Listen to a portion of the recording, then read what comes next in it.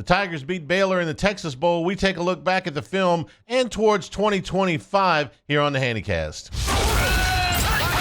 The Hanacast, a weekly LSU football film study with Charles Hanagriff and former LSU tight end Richard Dickson. Now to break down the Tiger tape, here's Charles and Richard. Happy New Year, everybody, and welcome to the Hanacast. After a break for the holidays, I'm Charles Hanagriff along with former Tiger Richard Dickson. We're going to take a look back today at the Texas Bowl. LSU beat Baylor 44-31. But we're also going to put kind of a spotlight most of today's film session on players that will be returning in 2025. Rich, first with the bowl game, the whole atmosphere.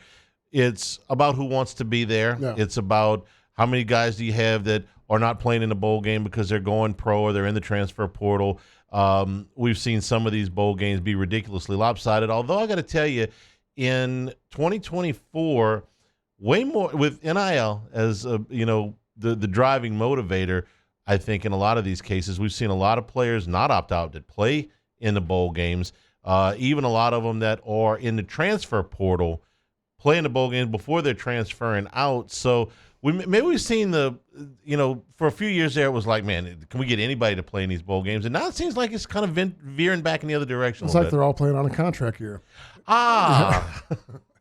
Thank you for so concisely putting what I was trying to say. Before we get into the film, LSU had to remake their offensive line for this game. They had to remake their receiving core for this game. Most of the defensive guys that were there all year were there, save maybe one or two. But they had to put all this together, and it seemed like during the bowl practices they were able to get some kind of continuity for this bowl game. Yeah, offensively, I was really impressed with what they did. Ty Adams playing the left tackle really impressed me. I thought he played really great considering a guy that, we saw him play guard a little bit earlier in the year. Hadn't seen him play that left tackle, but his technique was flawless. I like to see that you had Bo Bordelon that is now, he took that 89 jersey off, put on a guard number, and he was a big utility piece for us in this game. He played right guard, played left guard. He rotated, allowing to put other guys in there and get time. And I think who made themselves some money is Miles Frazier, sliding out there to play right tackle, showing that that's another skill set that he has. And then from the receiver standpoint, I think everybody just played pretty good. Frazier, of course, came to LSU as a tackle from Florida International, but spent most of his Tiger career playing guard. All right, let's start it out here. This is LSU playing third down and 5 yards to go from the Baylor 10-yard line, and we're going to see Garrett Nussmeier find Trey'Dez Green in the back of the end zone. And this is just this is a Garrett Nussmeier play. He looks left, he hitches to the left, he pulls the safety, and really allows TD to get in there and get a touchdown. His size, playing the back line of the end zone. He's really uncoverable when you can get him in those situations. But right here, I just thought from the offensive line standpoint, tackles played well, the guards helped each other. Nobody looked uncomfortable, and this is the first drive of the game going down there. Everybody looked comfortable in their assignment and knowing what they were supposed to do. Let's take a look at this. I want to stop it right here, and we're talking about Trey'Dez Green, and he's one of the real bright spots in this game because he played some tight end on the inside. He played where you see him here split out. And the matchup problem is still there. I want to put this as a positive. This ain't a great route. No, and you can explain that with the wide view right here. He scores anyway, and this is not a well-run route. You described this route here. It's one of those things that you want to see sharp edges when you're running routes. And he kind of rounds this thing. He bends it. He doesn't get really definite. But if you start the play back over, the play is made with what Garrett Nussmeier does. He looks the safety off. You see him, he's going to kind of hitch to make it look like he's going to throw that corner route. He pulls the safety that way. And when you got somebody that's 6'7", that frame, he creates that space. Because imagine if you let the play run, if that safety's not playing that hard, he makes a play right there. He hits him, he jars the ball out. But what he did with his eyes and that little quick hitch, he held the safety up just long enough. All right, I want to go back and I want to watch Green here again, and I want you to explain what a better way to run the route, because as he rounds this route off, he's as far in the back of the end zone as you can get. He doesn't. Running routes is all about creating space and running with edges and precise angles to make sure that you create stuff. You want to see him stem up there to make this backer think he could be sitting down, he could be breaking out. You want to give different options, but he bananas it. He just kind of runs it and bends it. He doesn't put any pressure on that backer to make a decision. And the reason I consider this a positive, he ran the route, It wasn't a great route. He still scored, okay? When he starts running the right routes, he's going to be uncoverable. He's going to be dangerous because he's a freak. He's 6'7". He's athletic. He can move. And just imagine what the plays he makes off his physical God-given ability right now. Now with some technical ability, he's going to be a monster. The second play we're going to look at is the pick six by Devon Keys. This is 2nd and 15 from the Baylor 43-yard line. There's not much schematically I put this on here for other than Keys has speed, man. Like, he's a guy, when I start watching these plays, and I watch this whole game, him, Weeks, the speed at linebackers, Harold Perkins coming back, we could have the fastest linebacking crew in the SEC, and these guys are just athletic, and you're going to see plays made time and time again where Keys gets there with his speed. What's Baylor show? Well, we'll wait for the wide view to see what they're showing formation-wise, but this is really an ugly screen they run. The running back didn't sell it much. Savion was in the way that caused him a little bit of hesitancy to catch the ball, which caused a little bit of confusion, probably why he bumbled it. But I thought this was just a poorly ran play by Baylor. Right. 4 wides. Yeah, they're running trips left. They're going to run a little motion to try to figure out what we are in coverage. Who's going to, and you want to see that in a screenplay because you're going to put this guy all the way outside. We're showing zone. Nobody's moving out coverage right there. Everybody kind of settles. No one runs with them. We just kind of, you're going to see our zone dropper on the left side, but it's a poorly run play. Savion sees it. He doesn't have to hesitate long. He gets there, causing confusion, and then Keys just makes a play. And that put LSU up 2 scores here early in the second quarter of the Texas Bowl. We're brought to you by Marucci Sports, the Hitter's House, 5801 Segan Lane. Members privileges include 24/7 access to the members-only cages, bullpen cage reservation opportunities. We're getting close to baseball season. 15% discount in the retail store, which they continue to add to. Plus all your Marucci aluminum and composite bats are available there. New Hitter's House had just opened in the fall in New Orleans, Metairie, 1801 Airline Drive. Marucci Sports, founded and operated by current and former big leaguers. For more information, go to MarucciSports.com. This third play we're going to look at here is a 3rd down and 5 for Baylor at the LSU 21-yard line, and this is going to be a touchdown for Baylor.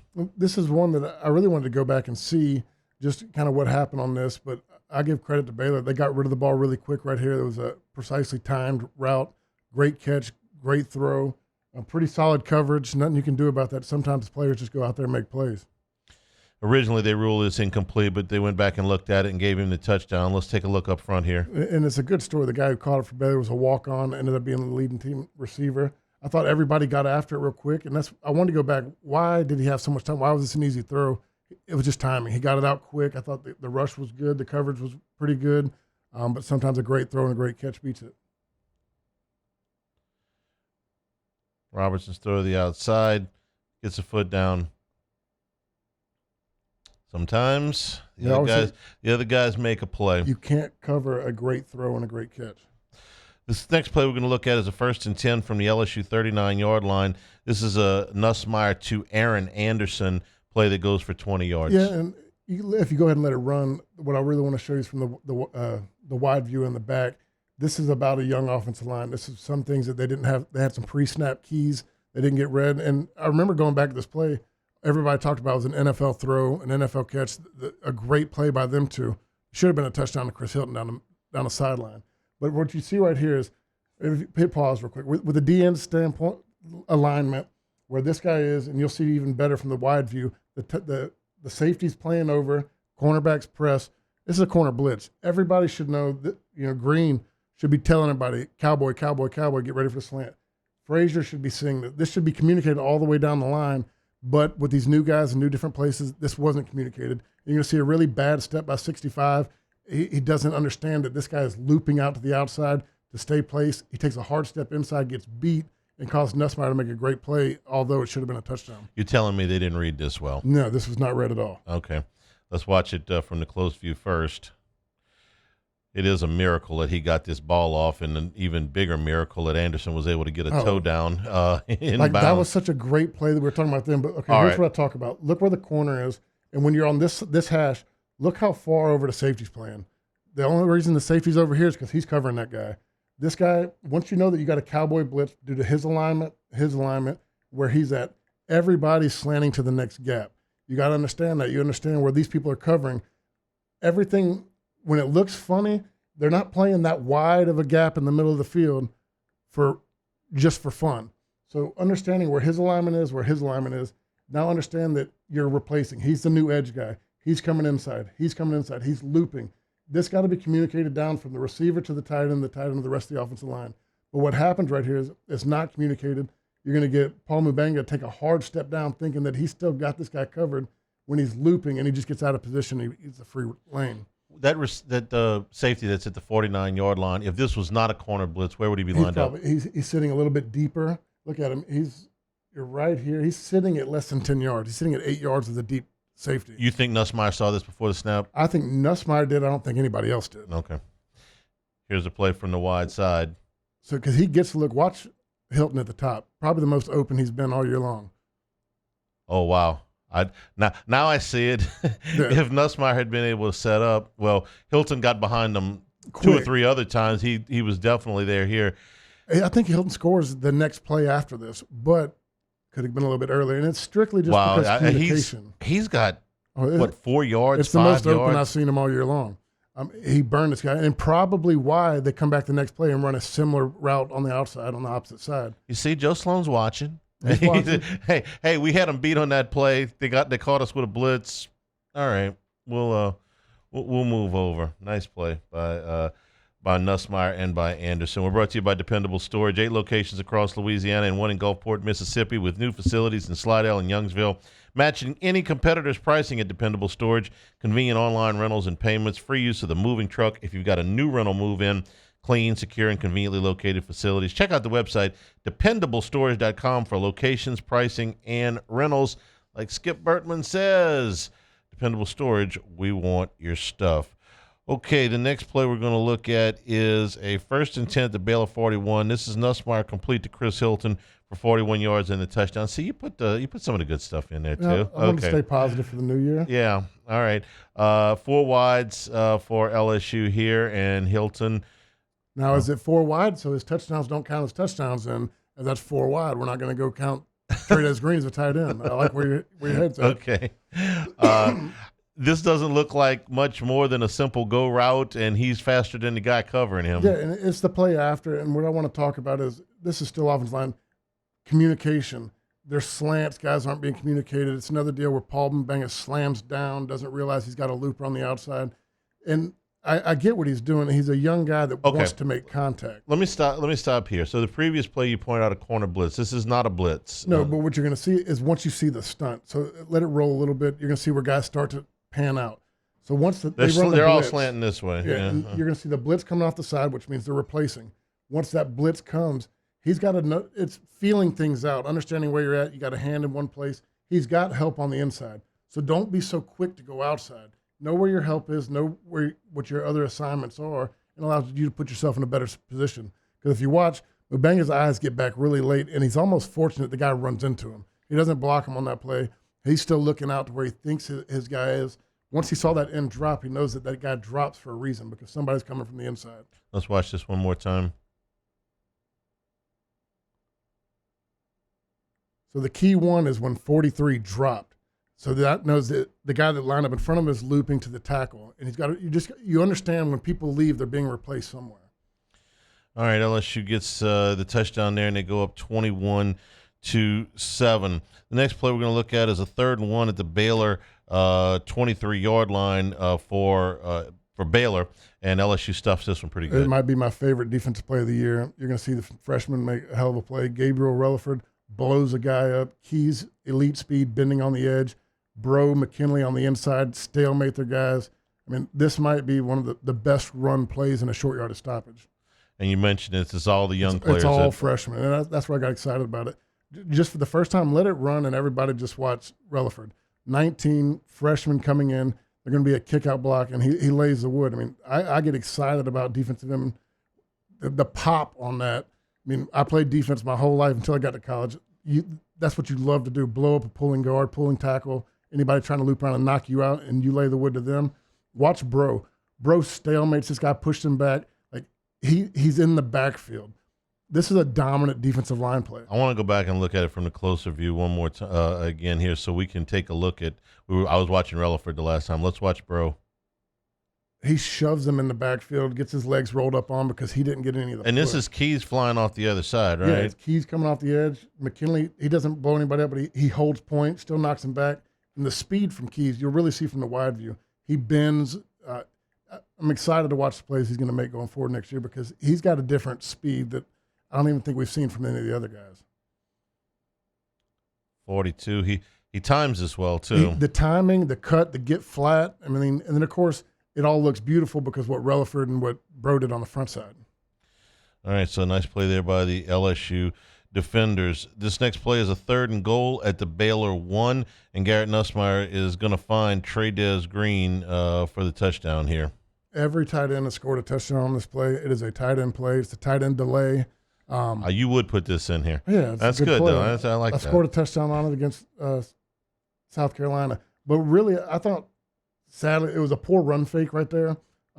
Nuss didn't sell it much. The running backs didn't sell it, but what they sold with his eyes to the flat. Everybody flew to thinking that they've seen that Williams play get out to the flat. They've seen that. They didn't really emphasize the run fake, but he did a good job by showing contact, getting his hands on the guy, and then with his athleticism, they couldn't catch up.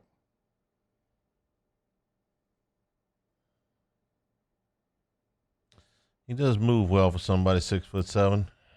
Is he going to play basketball? I want to go to see a game. I want to see him play. You know, those guys all say they want to play basketball after football season You're until after football season. And I want to break. Yeah, my knees hurt, my legs hurt. It's a little bit tough. Let me stop ask you about Trey because it's one of the biggest I thought positives out of this game. He was asked to do a lot of different things. Kelly talked about how good he was in the bowl practices. Look a little bit more physical to you? Look more physical. Like I said, there's some things I thought he could do better in blocking and do better in run blocking. But where I'm going to give you, what is really impressive as a young guy, a freshman, is he had a whole game plan. He wasn't in there for 14 plays. He wasn't in there for 15. They didn't give him a notepad and say, know these plays. They ran the offense with him in there. So that's a guy that stayed in, knew that he was going to be part of the entire offense. He wasn't preparing for 10 to 12 plays in situational times when he's going to get in there. He prepared to play from down one till the whistle was blown at the end of the game. So from a maturity standpoint of recognizing and understanding a full playbook, he was able to go out there and look comfortable. He didn't look like he was second-guessing anything he did. He took the time to understand every play that could be called while he's going to be in the game. That's progress because he couldn't do that in September. No, they were putting him in there for 8 to 10 plays. He had a set amount of plays he's going to run. They called the offense with him in there, and that's a lot of kudos to him for going out there and getting ready. With 25 years of experience, Lake Urgent Care, dedicated to providing quality care close to home, treating minor illnesses and injuries from ages 3 months and up at 17 convenient locations, including Baton Rouge, Hammond, Livingston, and Ascension parishes. Plus, they offer occupational health and weight loss solutions. As a seamless extension of Our Lady of the Lake, patients can access care from anywhere with the MyChart patient portal. Our urgent care centers are open 7 days a week. Walk in, check in online, or schedule a virtual care visit at lakeurgentcare.com. This next play we're going to look at is a 4th down. This is a 4th down and 10 at the LSU 40, and Baylor's quarterback is going to be in a bind here.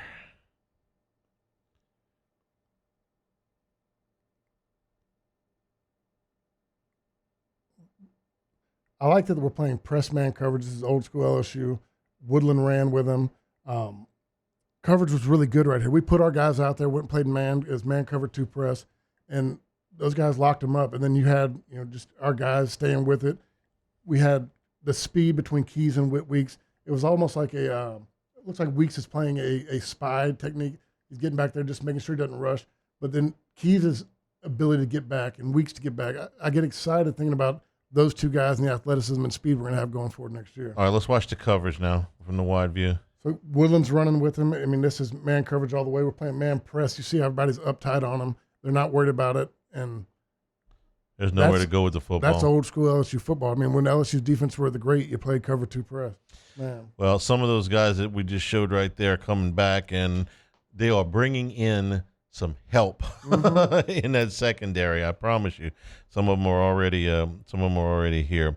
All right, this next play we're going to look at LSU playing 2nd down and 6 from their own 43-yard line, and this is another long pass completion from Nussmeier to Chris Hilton.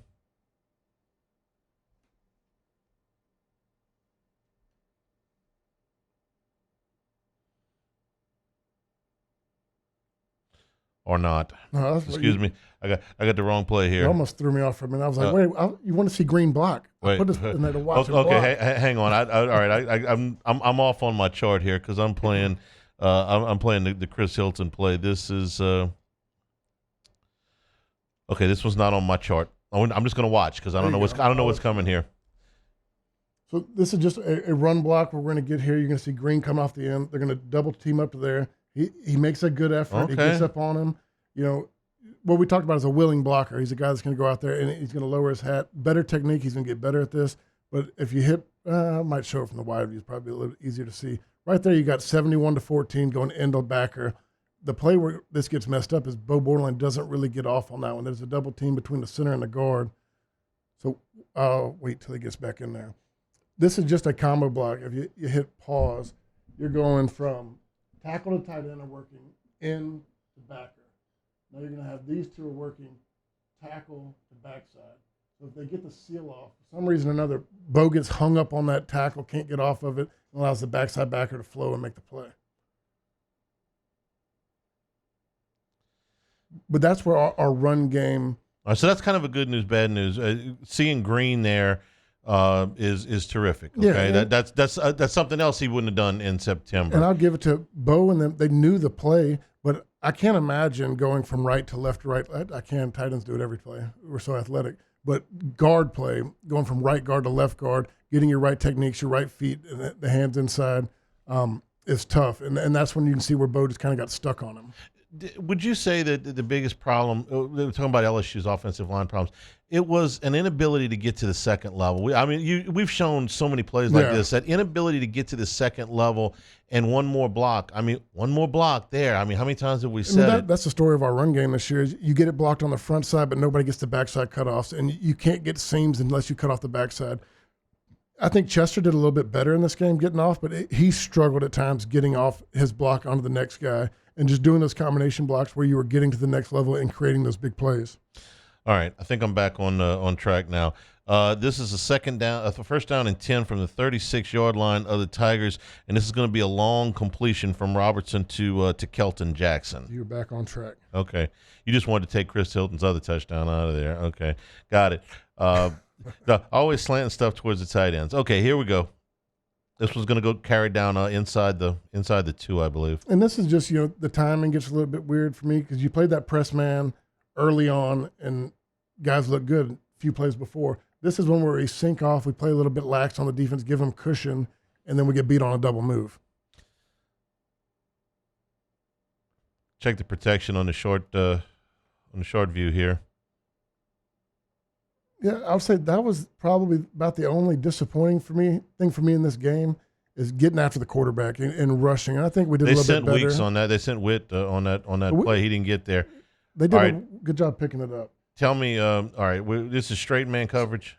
You're playing man, but you're playing such a soft cushion right now. Look at everybody playing back off. And what's the down and distance on this? This was first and 10. Okay, first and 10. So now you're late in the first half. This is under 2 minutes to go in the first half. But okay, so you're on that. You're in plus territory. So the clock's not an issue you're yet. You're a drive before where you're playing press man, and look, everybody locked everybody up. This one is one where I think that Stamps struggles a little bit because he gets nervous and he overcompensates for a slant route and then gets beat wide open on a double move. All right, here you see it. And look, I'll give Baylor a little bit of credit. Their receivers had some speed. I thought that quarterback played pretty well. He made some good throws. They were better in the pass game than I anticipated. Bayou Apparel, helping local businesses communicate their message since 2009, is one of only a few local LSU official licensees. Bayou Apparel offers the highest quality products to showcase your brand. Whether you've got an established brand or a new one, Bayou Apparel design experts can help you create eye-catching designs that fit your company's message. They do logos, event T-shirts, and promotional items for your business. Call 225-928-9090 or go to the website at BayouApparel.com. This play that we're going to look at here is a 2nd down and 10 from midfield. And this is another long pass against the LSU secondary that's going to carry down inside the 5-yard line. And this was the most frustrating play for me in this game, is because this really isn't a long pass. It's a screen with a lot of missed tackles. The guy busted long. Good setup right here. I think Stamps does a good job. He sets the edge to force him back inside, but you got 1, 2, 3. I mean, the missed tackles on that. Stamps forced his guy to cut it back inside where there's help. Guy's got to be able to come in and make a play right there. Let's watch it from the close view.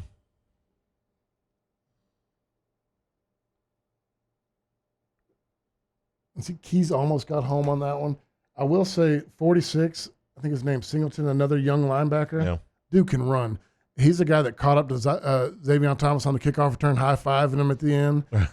He's the first guy to miss a tackle on this play and then comes around and makes a tackle at the end of the play.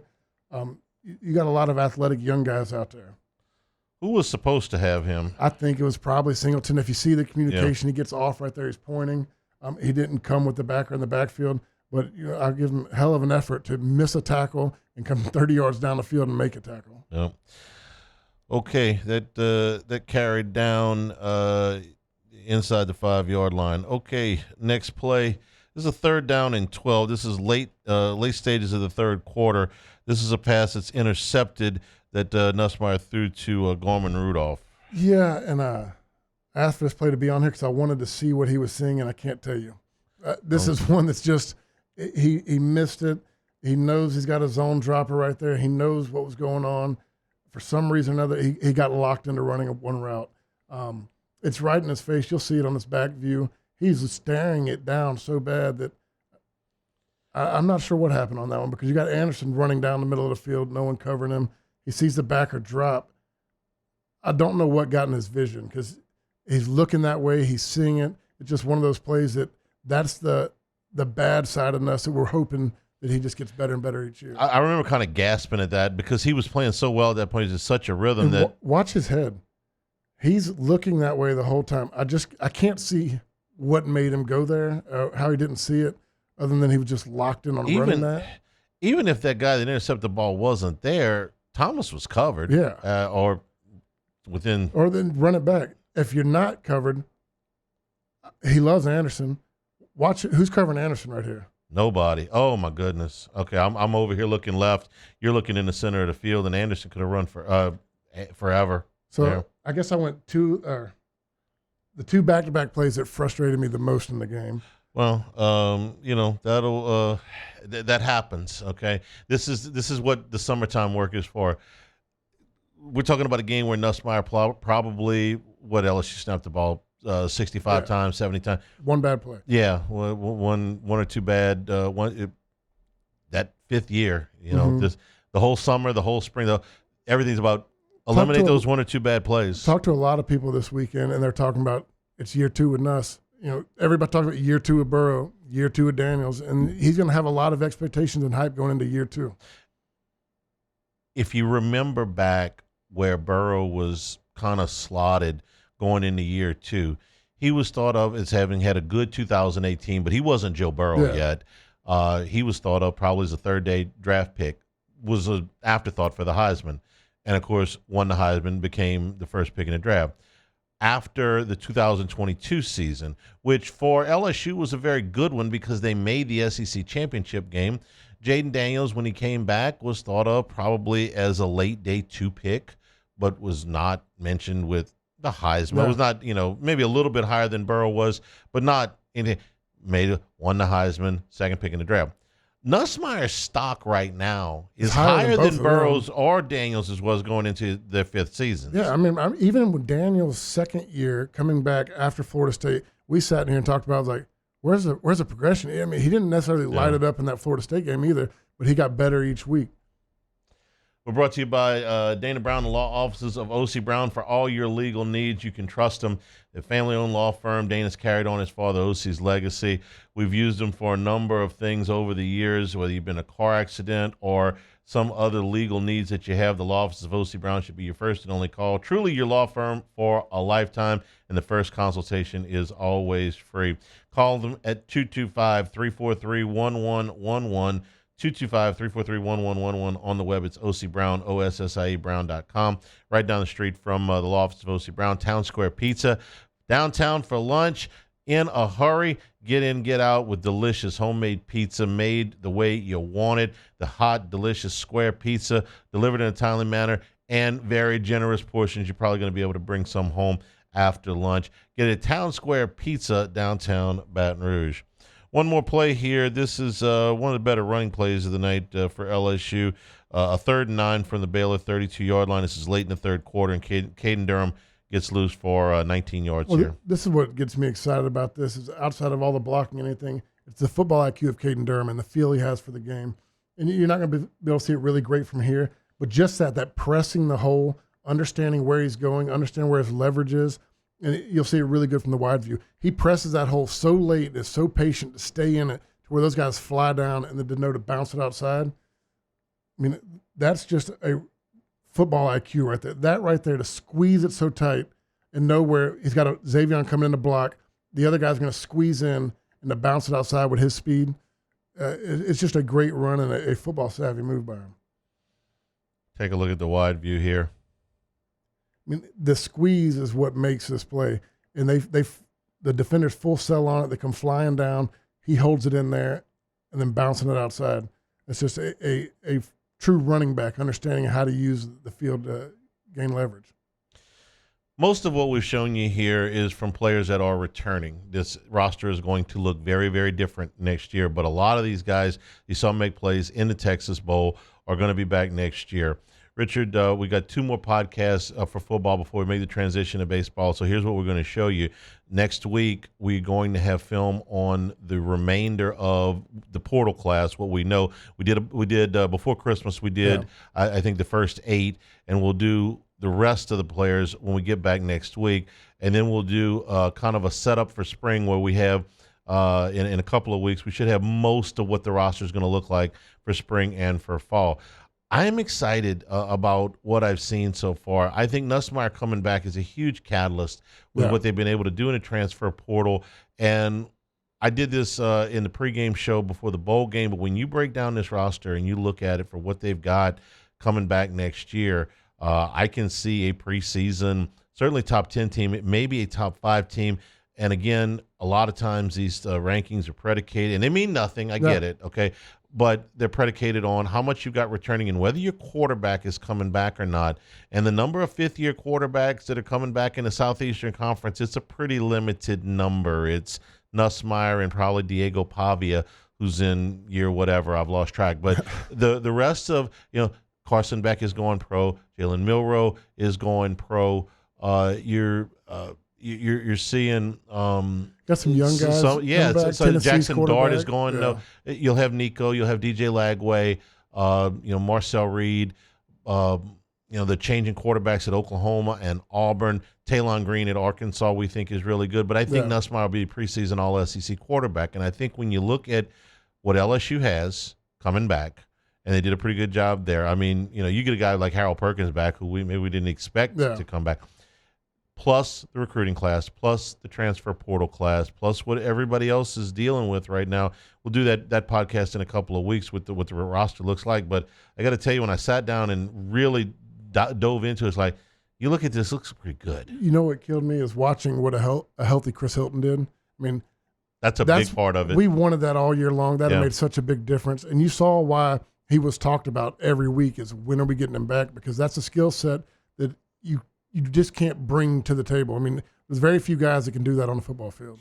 Chris Hilton and Trey'Dez Green in this bowl game were the two big. Now, the offensive line, I was really encouraged about. Tyreek Adams really impressed me. He's a guy that we've heard about. You got another guy who was also hurt for a good portion in the middle of the season. Yeah, he had the hernia surgery. Mm-hmm. When you look at this whole thing, it's pretty exciting what they have coming back. We'll over the next 2 weeks with the last 2 of the football podcasts, we're going to look at the rest of the transfer portal class, and then we're going to take a look into the roster as we get ready for spring. Thanks to everybody for being with us. Hit the like button, hit the subscribe button, all those things that we need you to do. Thank you very much. And for Richard Dickson, I'm Charles Hanagriff. This has been the Handycast.